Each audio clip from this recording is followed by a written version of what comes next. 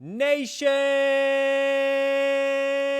We are back. Week 9 of the NFL season. Another official TBloom talk show coming at you right now. It is about 3:53 p.m. in Washington, and it is shitting out. It's shitting like a fucking, what would you call it? What do they say? They say it's raining cats and dogs. It's raining cats and frogs over here in Washington. Power might get knocked out. This podcast might not even make it to you, so if you're listening to it, thank the Lord, because we're back with another official TBloom talk show, another Friday. You know what it is. It's Week 9 NFL predictions, news, stats, whatever needs to be covered will be covered here. Stay tuned, and of course, follow along. 1, 2, 3. All right, folks, we're going to get this going right away. We're going to start off with a matchup that I think is going to be the best matchup of the week. It's TBloom's, what would you say? They get America's Game of the Week. This is TBloom's Game of the Week. And it's not going to be anything you think it might. It's going to be the Miami Dolphins versus the Chicago Bears. Now, just looking at it off the top of your head, you're thinking, okay, this shouldn't be too hard of a pick at all. The Miami Dolphins, they're coming on a 2-game winning streak. Tua's back. He's healthy. He seems to have a good head on his shoulders. No pun intended. But so why is this the TBloom, why is this the TBloom Game of the Week, TBloom? Well, let me tell you just why. What Miami does well on offense, Chicago defends well on defense. Here's some stats. Miami, get this paper up a little bit. All right. Miami.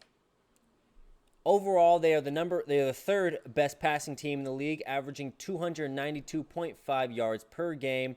When they are at home, or when they are on the road, they average the most passing yards per game at 320.3. On the other side of the ball, the Chicago Bears defense gives up the fifth least amount of passing yards per game overall. And when they are at home, they give up the second least amount of passing yards per game. So this is going to be a tale of an unstoppable force meets an immovable object. Who's going to take it? I mean, it's going to be tight. And with that as well, Miami is tied for fourth for most passing touchdowns per game overall. Chicago tied for third in least amount of passing touchdowns given up per game.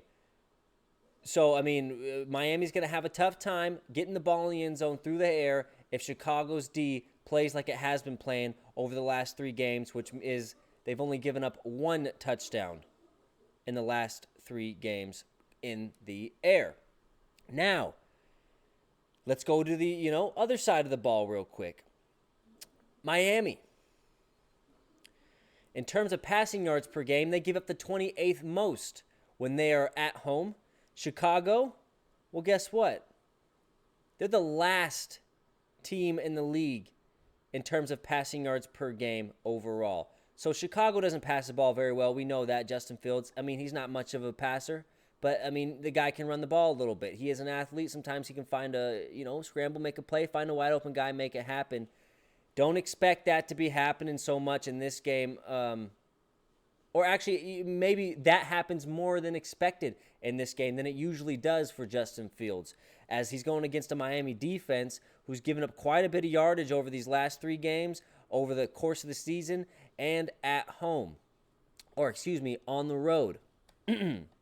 Chicago, rushing the ball, the number 1 rushing team in the league, averaging 188.4 yards per game. Over the last 3, 240 yards per game.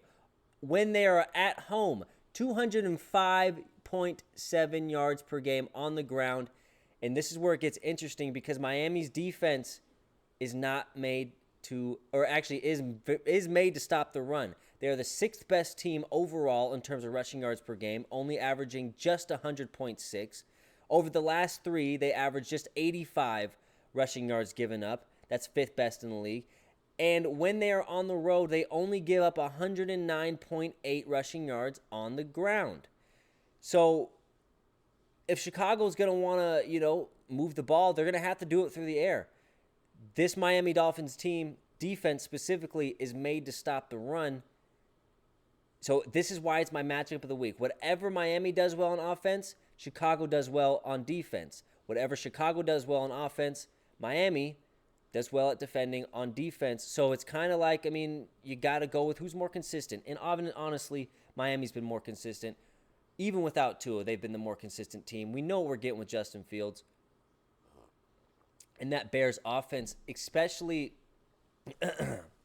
when going against the defense, who can stop the run? Now, they did just get Chase Claypool, which, as you can see right here, I am no stranger to. I don't think that's going to boost their offense that much. I don't think that's exactly what they are missing on offense. However, it will be nice to have a elite outside receiver threat to couple Darnell Mooney to maybe free him up on some coverages and maybe make the defense not have to cover him so much, if that makes sense. They're going to have to worry about Chase Claypool. And Chase Claypool is a great run blocker. That's one thing he does really well is run block. So this could boost him, and I don't think it's going to take them from here to say here, but it's going to, make them a little better. Now, for my official prediction, in all good faith and favor, the Bears versus the Dolphins. Let me just think. I mean, if we were in the wild, right? Let's say we were in, fucking 1100. And you came across a dolphin and you came across a bear. And they came across each other. Who would win? Who would win? Probably the bear, right? So that's why we're going with the Chicago Bears. Because a bear would fuck a dolphin up, even in the sea. I'm taking the bear. So we're going to roll with the Chicago Bears to steamroll their way, to beat Miami, to get off this losing streak that they had going against the Dallas Cowboys. We're going to roll with the Chicago Bears this week, baby. I'm just feeling it. Something tells me Chicago's going to take this one. Something just tells me. I can see, what else is another stat? Okay, so Chicago actually is tied for 7th most takeaways per game in the league at 1.6. And over the last 3, they've averaged 1.7 per game. So I can see an interception or 2 coming out of this Chicago Bears defense. Fuck it. Yeah, we're rolling with Chicago, dude. I rolled with them last week. It didn't pan out too good. They almost came back and won. But, yeah, we're going to roll with them. Okay. Next game, we got the Colts versus the Patriots. Indianapolis 3-4, New England 4-4. Indianapolis 3-4-1, might I add. Both these teams in a bit of a position of where are we going this year? Are we looking for a playoff push?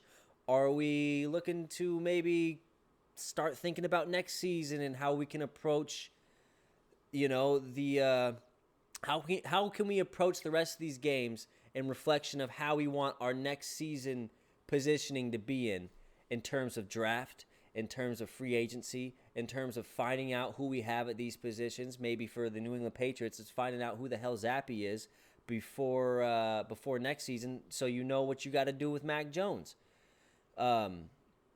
Patriots coming off that win against the New York Jets last week. Absolute stellar. They knocked the Jets off. I mean, I picked the Jets, but how could you not pick the Jets? They were riding hot. New England, beating the Jets, 13-game win streak against those guys. On the other hand, Indianapolis, they're coming off of a loss to the who did they just lose to?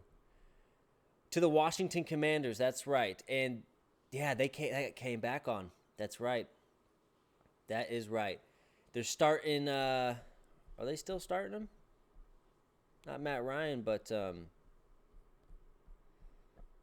what's that boy's name? What's that boy's name out of Texas? God, ESPN, make it easier for your freaking fans to use this website. Why can't I think of his name? He's out of Texas. I'm a Texas Longhorn fan. I should know it. Sam Ehlinger. Sam Ehlinger will be getting the start again for Indianapolis. I do believe Matt Ryan is still out via injury. Let's see. Yeah, Matt Ryan out via injury. Jonathan Taylor out. Tony Brown out. Grant Stewart out. EJ Speed questionable. Damian Harris. Damian Harris questionable. Pierre Strong questionable. Kyle Duggar questionable. Not a lot to work with this New England Patriot injury report. It's the most questionable injury report I've ever seen in my life. But yeah, Indianapolis Colts missing some key players. Jonathan Taylor, they're coming in with the goddamn, basically a rookie QB to try and go in against the New England Patriots at home in Foxborough against Bill Belichick. That doesn't spell necessarily good things in favor for the Indianapolis Colts coming up in this game. Now, one thing that the Indianapolis Colts do well is they don't give up a lot of passing yards, and the New England Patriots, I mean, they don't love to pass the ball necessarily, but they do like to pass the ball, you know? They do like to pass the ball. Average 226.4 per game. The Colts only give up 215 per game. So the Patriots, they're going to have to run the ball, and they can do it. I mean, the Colts' rushing defense isn't that good.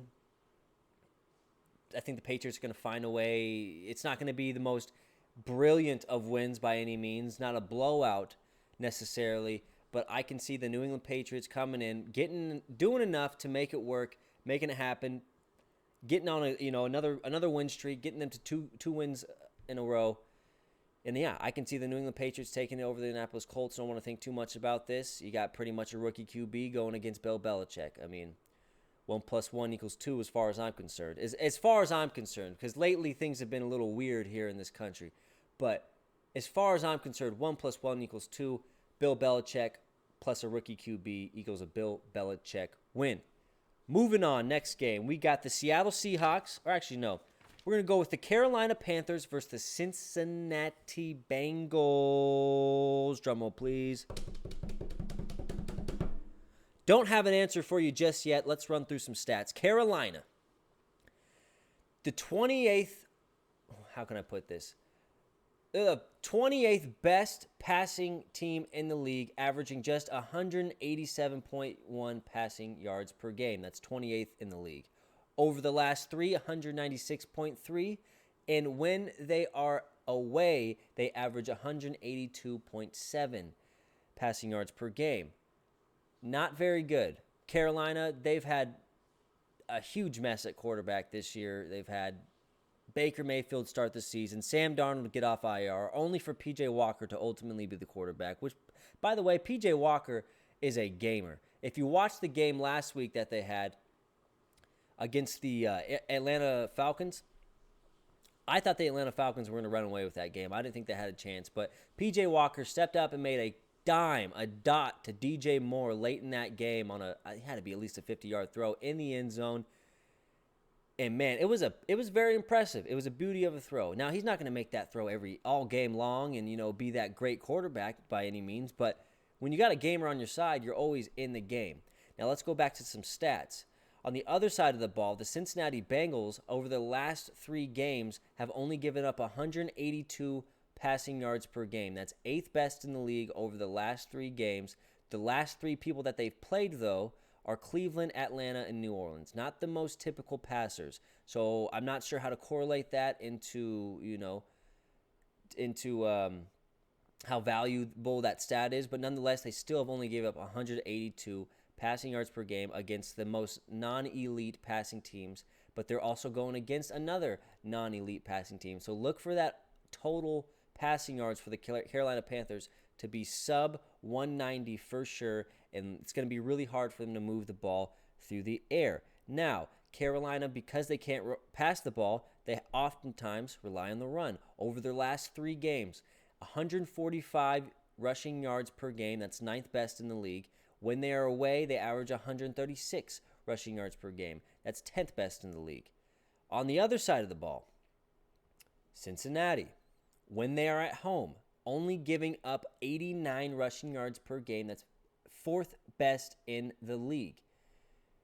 So since he's no stranger to shutting down the opposing team's run and pass while at home this season. Now, going to Cincinnati's offense, the 6th best passing team in the league, giving 268 passing yards per game. Over the last 3, 308.3, 4th best. And when they're at home, they're the best passing team in the league, averaging over 350 yards per game. So if the stats correlate to how this game is going to go, Cincy should have no problem blowing this team out. Now, that's easier said than done. This is an NFL, and Cincy just came off a bad loss to the Cleveland Browns. So it's going to be interesting to see how they respond to that. A game at which people thought that they pretty much had wrapped up in the bag, much like this one. Not as much, but much like this one right here. Cincinnati also top 3 in the league in passing touchdowns per game. Carolina's defense, they're pretty mid to the back of the pack of touchdowns given up per game through the air. So, yeah, Cincy, this is theirs to lose, really. I mean, I think it's obvious. I'm going to take Cincinnati Bengals on this one. They also are almost the most sacked team in the league at 31st in terms of them getting sacked per game, Joe Burrow getting sacked per game. But on the other side of the ball, Carolina is close to the worst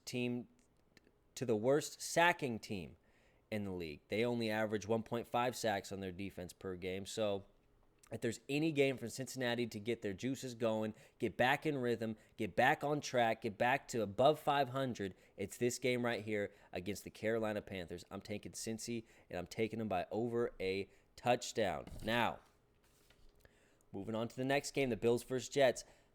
Anytime I have a Buffalo Bill game in front of me and they're not going against a team called the Chiefs, then I'm not going to think about it too much. Even if it is a division opponent, the New York Jets versus Buffalo Bills, I'm taking Buffalo, and you know why. They're almost number 1 in every single statistical category. In points per game, they're number 2. Points allowed per game, I'm pretty sure they're number 1. Yards passing, they're either 1 or 2. Yards rushing, they're about 9, I think. On defense, they don't give up rushing yards. They give up a little bit of passing yards.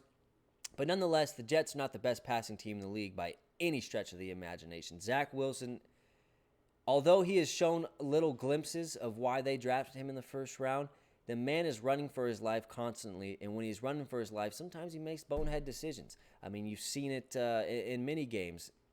I've seen it personally in the Steeler game. Guy makes a lot of throws when he's just trying to make a play that shouldn't be up there. And against a defense like the Buffalo Bills, you're not going to be able to do that. And if you can't run the ball against the Bills, you're damn sure going to have to throw it. And guess what? Nobody's been able to run the ball against the Bills this year, averaging just 95 yards per game given up on the ground all season.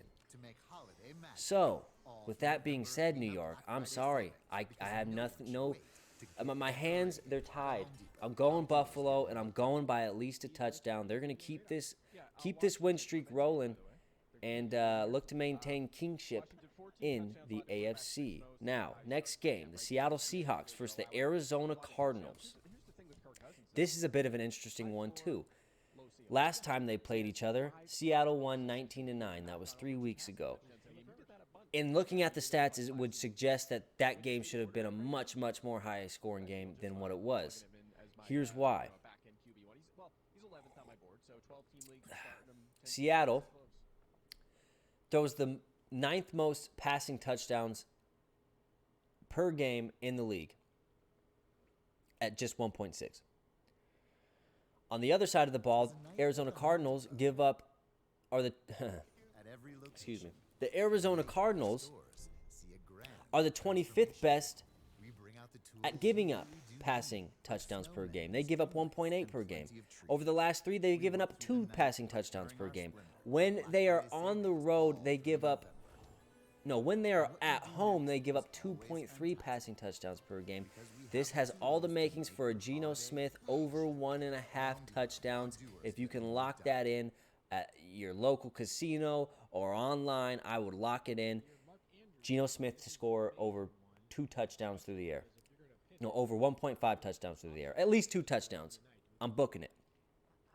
Also, the Seattle Seahawks, over the last 3 games, the 8th best rushing team in the league in terms of rushing yards. When they're at home, the 5th best rushing team in the league. Arizona, at best, they're only giving up 110 rushing yards per game. So, a little bit of a breakable defense. Seattle's been hot recently. They're on a 3-game win streak. And when you're at home in Seattle, you're going against the Seattle Seahawks. Anything can happen. Electric fireworks can happen. I hate to say it because fuck the Seahawks, but that's just what it is. That's just the kind of world that we live in. Now, am I looking at there? In terms of rushing touchdowns per game, Seattle also ninth best in the league over the last 3. When they're at home, fourth best in the league. Arizona, last 3, they're the 23rd best, meaning that they're the freaking ninth worst. And then when they're away, they're the 25th best, meaning they're the 7th worst team in the league when defending the run for touchdowns. Now, on the other side of the ball, Seattle, over the last 3 games, is tied for 3rd for most takeaways in a game at 2. Arizona, over the last 3, gives up 1.7 giveaways per game. That's 25th best in the league. So Arizona, over the last 3, prone to giving the ball over the last 3.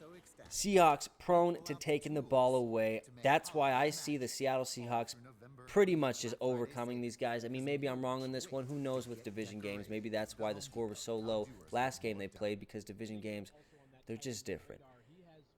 Overall, the Seattle Seahawks are going to take this one. So I'm going to roll Seattle right here. Not too much to think about over that. If you can take the over, smash the over button. But I just cannot see a world where we live in where on Sunday the Seattle Seahawks lose to the Arizona Cardinals, who are also, again, almost without half of their line for another game. Another game. I mean, it's been like 4 weeks where they've been without like 3 of their starting linemen. And it just has not panned out for Kyler Murray in that offense. So, next game, Raiders versus the Jags. Now, this is an interesting game because both these teams pretty much have the same record. You got a 2-5 Raiders team versus a 2-6 Jacksonville Jaguar team. And if you're the Raiders, you got to be thinking we got to get this game. There's no way that you guys can go down 2-6, especially if you're Josh McDaniels. I mean, are we ready to have the conversation that maybe Josh McDaniels is not meant to be a head coach? It didn't pan out in Denver some years ago, and it's looking like it's not panning out right now in Las Vegas with the Raiders. He's got the roster. Don't look at me and tell me he doesn't have weapons, especially on offense, especially for a head coach who is as offensive-minded as him. You have absolutely no excuse. You got Devontae Adams, best receiver in the league the last 2 years. Not this year because, I mean, hasn't been doing much. You got Derek Carr, who's I'm not saying Derek Carr's this elite quarterback, but Derek Carr's a top 10 quarterback for sure in the league.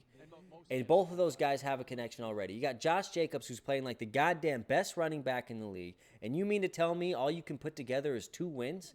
And you get blown out? And yes, I say blown out 24-0 last week. Again, who did they even play again? Against the Saints? Against the New Orleans Saints, you get blown out 24-0, can't even put up a goddamn score. And Marshawn Lattimore is not even playing their number 1 quarter. And you mean to tell me Devontae Adams gets like 1 catch? Something's going on, Josh. And I don't mean to be that guy to say, hey, you need to stick to offensive coordinating for the New England Patriots. But I'm going to let you know you need to stick to offensive coordinating for the New England Patriots if you can't come up with a win this week at Jacksonville. Now, on Jacksonville's side of things, started off pretty decent. Most of their games were very, very close. They were barely losing. And then they finally got their first win, I believe it was week 3 of the season. And then just an absolute collapse, losing their last 5. And really kind of wondering where the season's going to go. I mean, I didn't expect this team by all means to be, just tearing it up, being number 1 in the AFC or leading the division or anything, but 2-6, I thought they'd be a lot better than that. Couple close games. It always seems like they're in a close game. Like last week in Denver, it seemed like they had it. Then they gave up a fucking game-winning drive to Russell Wilson in the 2022 season. Anytime you're giving up game-winning drives to 2022 Denver Bronco, let's ride Wilson, there's problems on your team. There's problems on your team. And it doesn't mean that they're not going to be fixed or they can't be fixed or they can't be shifted, but something is wrong with your team if you're giving up game-winning drives to that guy over there. So, This is a bit of a big game for both of them. I would make this is probably, if Miami and Chicago isn't the game of the week, this is the game of the week right here for sure. Because both these teams do not want to lose another one. They have way too much high hopes. I suppose, and high hopes, and they just don't want to lose. You know what I mean? These organizations do not want to lose. But who will lose? Or who will win? Guys, I'm going to have to go with my gut here. The Jacksonville Jaguars, yes, they are young. They are ready. They're hungry. I think they're a couple years off, though. I think Las Vegas, this is the last time I'm going to give Las Vegas the benefit of the doubt in that they have a good roster. On paper, Josh McDaniels, this big offensive guru, I mean, they should be able to get it done this week. If they can't get it done this week, then there's really no hope for the rest of the season for these guys. But I'm going to take the Las Vegas Raiders here. It's going to be a close one. The Vegas Raiders are 0-4 on the road, so hopefully they snap that win streak over here because Jacksonville's just 1-3 at home. So there's no trend really to follow in that category. But, yeah, let's go Raiders. We're going to roll with them. And it's all because I'm hoping that they are still in let's get to the playoff mode. That's what I'm basing it on. That's all I can go with. Next game, Tennessee Titans versus Kansas City Chiefs. Now on paper, you might be like, God damn it, TBloom. Kansas City's going to win this ball game. Not so fast. Over the last 5 games, the Chiefs have lost 4 against the Tennessee Titans. They've had absolute terrible luck. Terrible games against the Titans over recent years when Mike Vrabel is the head coach and Patrick Mahomes is the quarterback. Let's take a look at some more stats, though. We know Tennessee, they're not the best passing team in the league. Just 31st in terms of passing yards per game. And when they're on the road, just under 100 passing yards per game. So Kansas City, they know what they're going to have to do, stop the pass. The only problem with that is Kansas City's not very good at stopping the pass. The 30th best pass defense in the league, giving up 277 passing yards per game. Over the last 3, they moved to 31st with just under 300 yards of passing given up per game. If you want to talk about passing touchdowns, they are the 32nd, meaning the last team in the league at defending passing touchdowns. They give up 2.4 a game. Over the last 3, 2.3 a game. And when they're at home, 2.7 per game. So if there's any game for Tennessee to get their passing game on track, it's against these Kansas City Chiefs. And they're going to need to anyway because the Chiefs are going to put up points, right? I mean, this is not going to be a game where you can put up 14 points, 10 points, and win the ball game. Not by any means. What else? Tennessee. We know what they do well. They run the ball. 138 yards per game on the ground. That's 9th best. Over the last 3, 185 on the ground. That's 4th best. And when they are on the road, they get the 7th most rushing yards per game at 156.5. Also pretty good at rushing touchdowns. 7th best in the league at that. But Kansas City is very good at not giving up rushing touchdowns. 0.4 rushing touchdowns per game for the Kansas City Chiefs. That's tied for 2nd best in the league.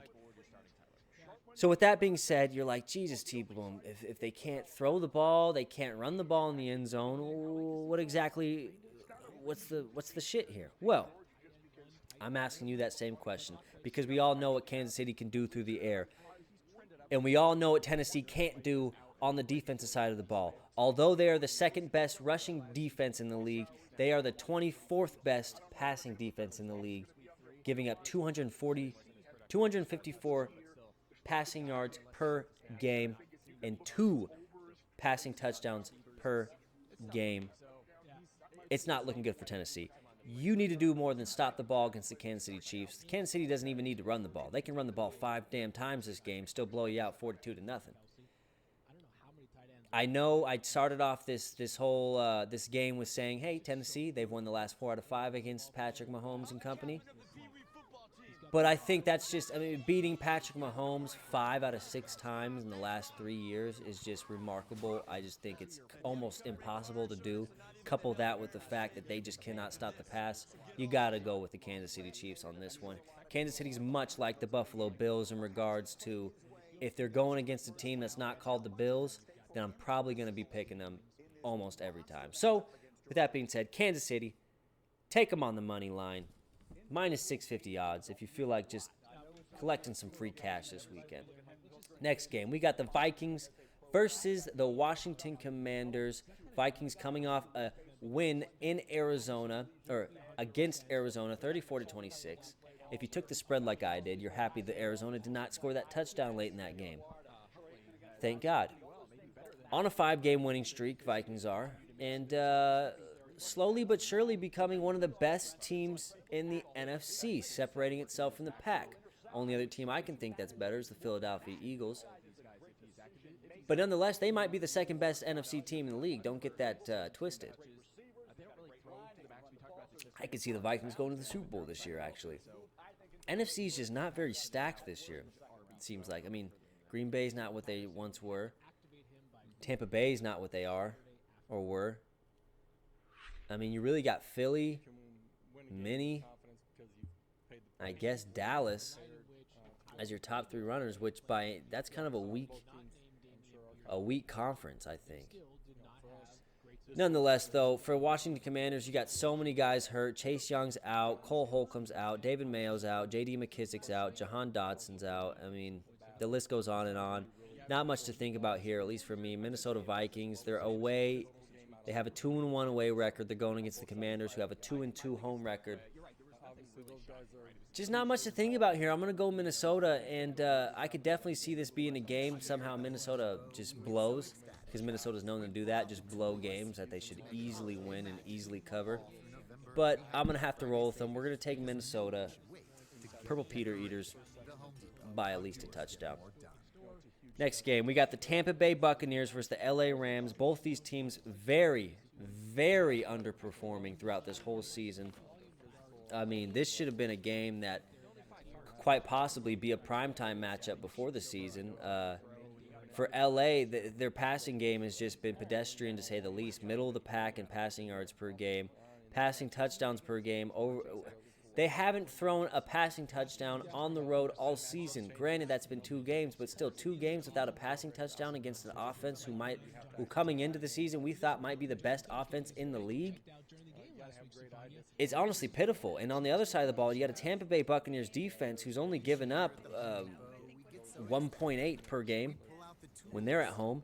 Overall, 1.6 per game, so it's not going to get any easier. It's not like you're going against an easy team to throw a touchdown with or against, but I mean, you're going to have to figure it out at some point, LA. Is this going to be a season of, hey, let's go out and get that second Super Bowl, which I predicted early in the season? It's not going to be. Those boys are fed. Or is it going to be a season of just disappointment, sorrow? It's looking like the later one of those.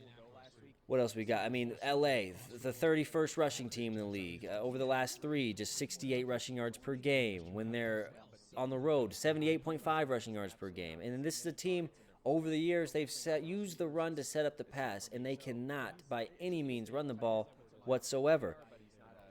Some good news for them, they're going against the Tampa Bay Buccaneers defense, who gives up about $160 per game while they're at home, and overall 132.4 rushing yards per game overall. So if there's any time to get the rushing game back on track, it's got to be this game. But is Los Angeles going to do that? I just don't think they are, man. I mean, who's their running back nowadays? It's supposed to be Cam Akers, and then I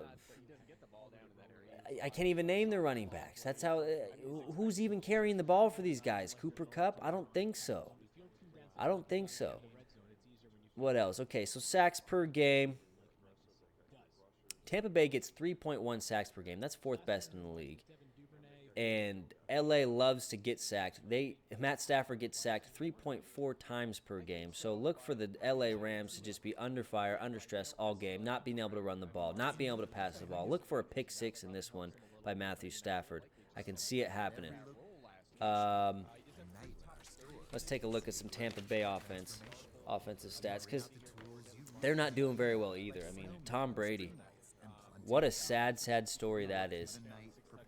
They can throw the ball through the air still in terms of yardage, but what they struggle to do is put the ball in the end zone with just 0.7 passing touchdowns per game over the last 3 games. That's 27th best in the league, and this is going against a defense who, again, does not give up passing touchdowns at all.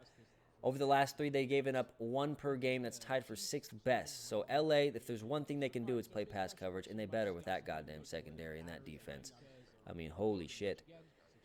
And Tampa Bay, if there's any team that's worse at running the ball than the LA Rams, it's frickin' Tampa Bay. The last in rushing yards per game, last in rushing yards per game over the last 3, last in rushing yards per game at home. They literally average 37.5 rushing yards per game at home. Terrible. Terrible. I don't care who you got at quarterback. Anytime you're averaging under 40 rushing yards per game, you're not going to be very successful. They can't run the ball in the end zone either. They're 29th best at that. And then you got a defense who's given up less than a touchdown per game on the ground in LA Rams. I'm going the under on this one. This is going to be a defensive battle, I think. What do they got? This over-under is what? What's this over-under? Over-under's 42.5. I'm taking the under on this one. This just screams under. Absolutely abysmal. Who am I going to take? I mean, give me Tampa Bay. I just don't think Brady goes out on a 4-game losing streak. I mean, it has been that kind of season for him, but I just don't see it happening. I really don't. I'm going to take Brady. I think that Tampa Bay will fluster Matt Ryan into a pick 6 at least, maybe a couple picks, and that'll help Tom Brady and the Tampa Bay Bucks get things rolling back there and get them back on track. I'm really, really concerned about this LA Rams team because they ain't shit. I'm sorry. They ain't shit. They're full. Their bellies are full. They don't need no more. Tampa Bay, they're going to take it. Next game, we got the Bills versus the Jets. Oh, no, we already did those. Vikings, Commanders, Raiders, Jaguars, we did them. Oh, no, we need the... That's right, we're just going to jump to the Monday night game. Let's do the freaking Baltimore Ravens versus the New Orleans Saints. Primetime Monday night, you got the Saints and the Ravens. What scares me for the Saints is you got Lamar Jackson playing on turf. Anybody who's played football knows you run faster on turf, and Lamar runs fast already, so it's going to be a headache for the New Orleans Saints to take care of that guy all night. New Orleans Saints, again, without Michael Thomas, and it's just a funny situation you got going on in there. Michael Thomas, a guy who was supposed to be out a week with a toe injury, turns into 4 weeks, and then now turns into the whole season. It's the second time. This is the second season in a row he's held out of taking surgery for an injury just to rehab it, just to ultimately go into surgery later in the season with a toe injury. Meanwhile, you got a guy in Washington who got shot, who comes back in 4 weeks. So I'm not saying, I'm no mind reader by any means. Not a mind reader. Never have been, never tried to be, never believed in the extraterrestrial type stuff. Just haven't. But that kind of sounds like a guy who doesn't want to play for your team. Maybe. If a guy who just got shot comes back in 4 weeks, but you have a toe injury, you can't come back in 9 weeks for the whole season, something's telling me you don't want to play for us, Michael. I'm just saying, hey, if you don't want to play for us, ask for a trade. I mean, there's a couple options, but it just kind of sounds like you're fucking us over, right? You're just fucking us over. And it is what it is, but, I mean, Michael Thomas, one of the premier receivers in the league for, like, a couple years ago and should be this year and last year, but, I mean, it just doesn't sound like he wants to play football. And that's the difference. See, this is what a lot of people just don't understand.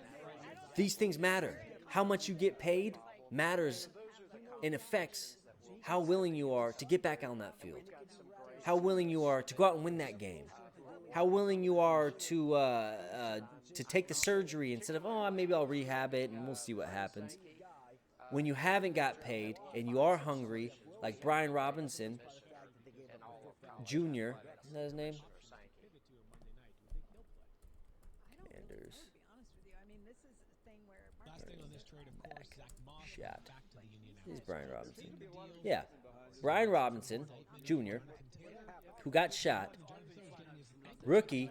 This guy doesn't know what money is. This guy's just about to get his first real check. You think he's going to let some fool who shot him take away the contract that he's earned, he's worked for his entire life? God, no. Michael Thomas, on the other hand, he's got paid, baby.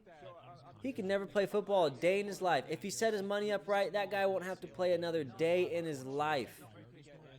Could retire on a yacht, never have to worry about a thing. You think he's that pressed to get back to a team who's 3-5, who's got a guy named the Red Rocket throwing the ball to him? No. No. Not hearing it. Not hearing it, not buying it. Back to the game, though. We're going to go Ravens versus Saints. It's going to be a close one. Both these teams know how to run the ball. They both give up quite a bit of points per game. Both put up some points per game. Baltimore doesn't give up that much rushing yard. I'm going to go with the Ravens. I mean, the Ravens, they're just a better team. And the Saints, I can't trust Andy Dalton.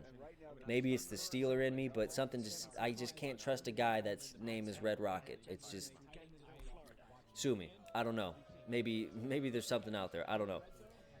Ain't trusting them. We're going to take the Ravens, and we're going to move on to our next game. These games are done. Right? Seattle, boom, boom.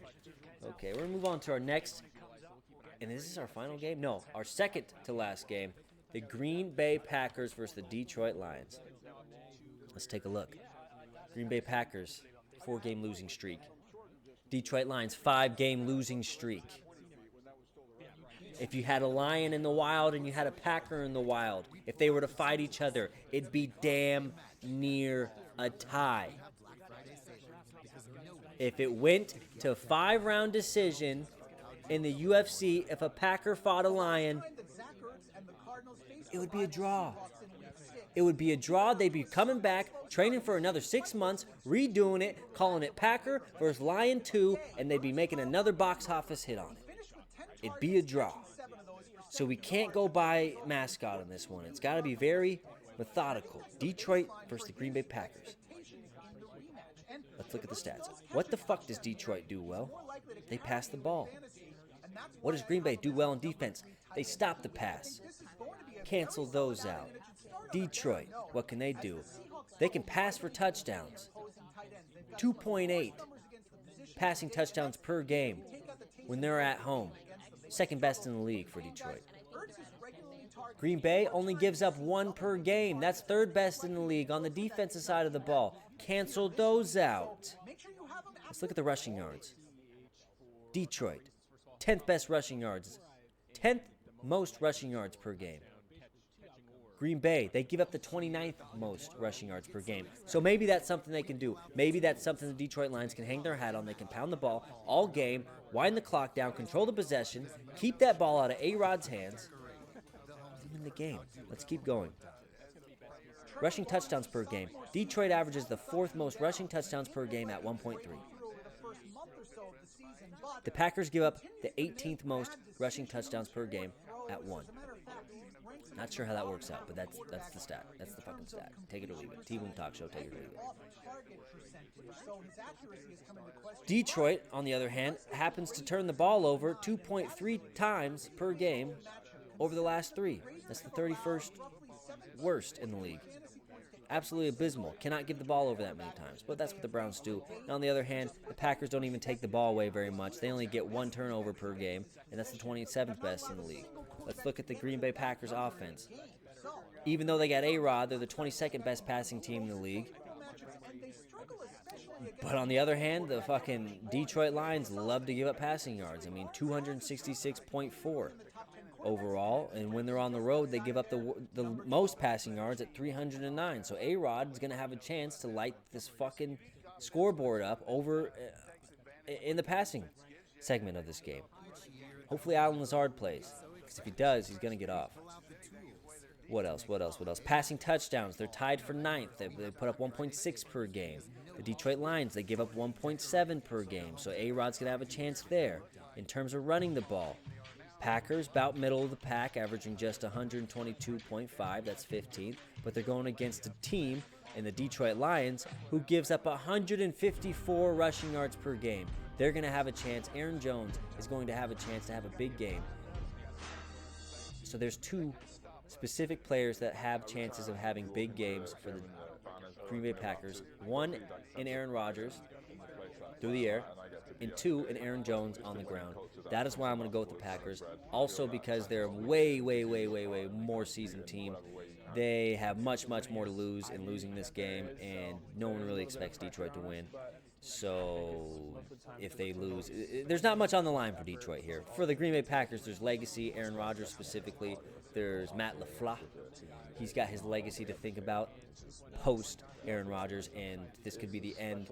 This could be the beginning of the end for Aaron Rodgers and Green Bay. Now, yeah, we're going to roll with Green Bay. Enough said.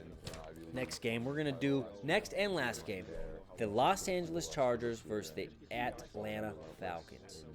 Like the way I said that, the Atlanta Falcons. Los Angeles Chargers, they're going to be without their two best receivers in Mike Williams and Keenan Allen.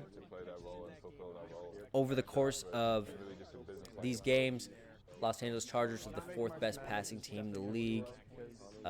When they're on the road, they give up the fifth, or they throw the fifth most passing yards per game at just under 300.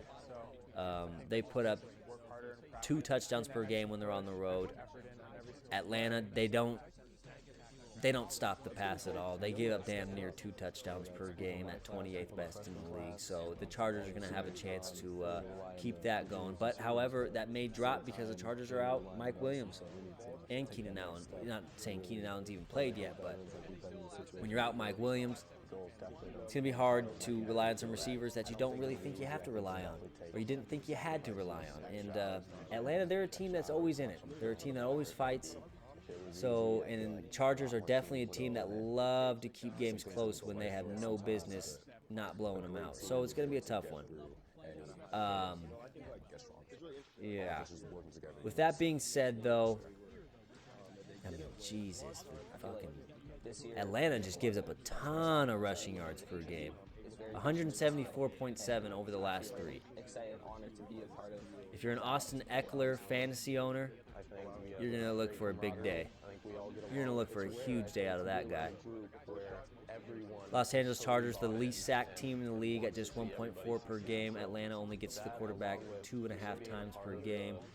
Atlanta, though, we know how good they are in running the ball. 5th best in the league, 151.8 yards per game. But they're going against a team who only gives up 99 yards per game in their last 3. And when Los Angeles is on the road, they only give up the 8th most rushing yards per game at 136.8. So Atlanta's going to have a chance to really control the possession, I think. You know what? I'm going to fucking pick the Atlanta Falcons right here. I haven't picked an upset all goddamn day. We're going to roll with the Atlanta Falcons at home against the Los Angeles Chargers. Chargers without Mike Williams. No Keenan Allen still. They love to give up and lose games they have no business losing. So we're going to roll with the Atlanta Falcons. That's what we're going to do. TBloom's going to roll with the Atlanta Falcons. And that's going to do it for my picks for this week of the Week 9. Oh, fuck, is this Week 9 or Week 10? No, it's Week 9 of the Week 9 NFL season.